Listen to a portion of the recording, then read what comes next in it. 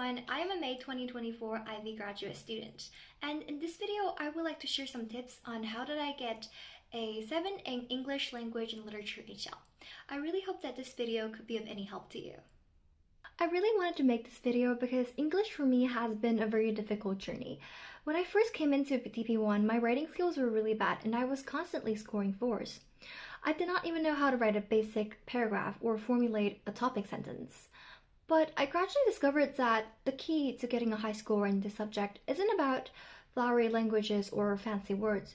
It is more about understanding what IB actually wants to see in your writing, and some tips that I find really helpful when I was pulling my grade up. Number 1, the basics. Figuring out what the IB actually wants to see from your writing. To do this, I would really suggest to take a look at the course guide and also especially the rubrics for each paper because it details exactly what the IB wants to see from you. It is also important to know the weight of each assignment relative to your total grade. For example, how much percentage does your paper 1 or paper 2 count? Because it allows you to decide how much effort you want to put in each assignment. For example, paper 1 is a commentary paper. It tests on whether you can analyze authorial choices of a text to support your arguments. You need to formulate an argument, which may or may not be also the author's arguments, and analyze the choices, the literary techniques the author uses to support your argument. Paper 1 has many different text types, but if you know a variety of literary techniques and how to structure a basic paper 1, then the text type doesn't really matter that much in terms of how you write it. But regardless, it's still very important that you know different text types IB tests you on, especially the ones they really like to use, like infographics and articles. For paper 2, the IB is looking for a comparison between the meaning and authorial choices between two texts. It is much more literary than paper 1 in the sense that you're reading books instead of analyzing, let's say, an essay. And for this reason, it can also be more convenient because you can find lots of study guides online. Number 2, literary techniques. Be sure that you know a variety of literary techniques, especially the most common ones, because they are literally the foundation of the subjects. You will need to use them all the time in all assignments. Knowing the basics of techniques would at least allow you to make something up when you're given an unfamiliar prompt or text type. This is because this course is not purely about understanding the meaning of text, but rather to be able to analyze the authorial choices that support this meaning. I have compiled a list of literary techniques that I used when I was studying for the exams, which I put in the comment section. Number 3, how to actually write a paragraph. The structure that I found most helpful was the PET structure. It literally saved my life because after learning it, my in-class test scores went from 4s to 7s. It is very easy to learn and apparently the IB really likes this as well.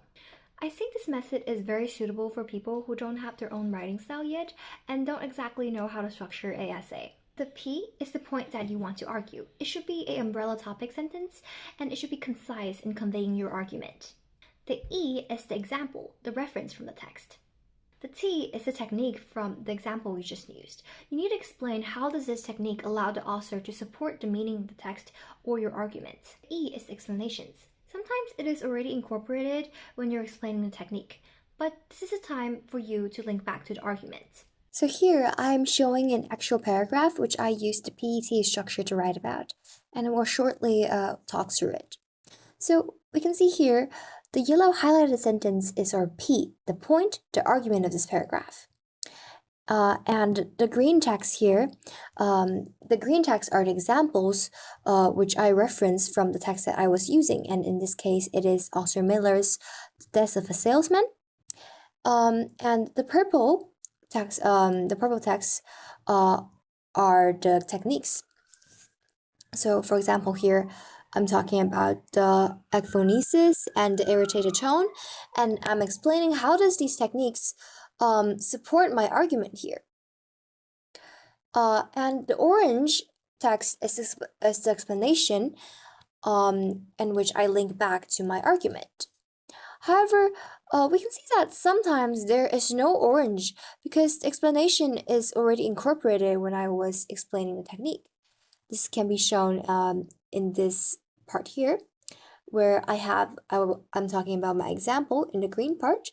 However, I didn't have an actual very explicit sentence about explanation, because the explanation is already incorporated when I was spending a long section here explaining how does my technique support arguments. So in a paragraph, you have one P, 1 point your arguments, and about 2 to 3 ETEs.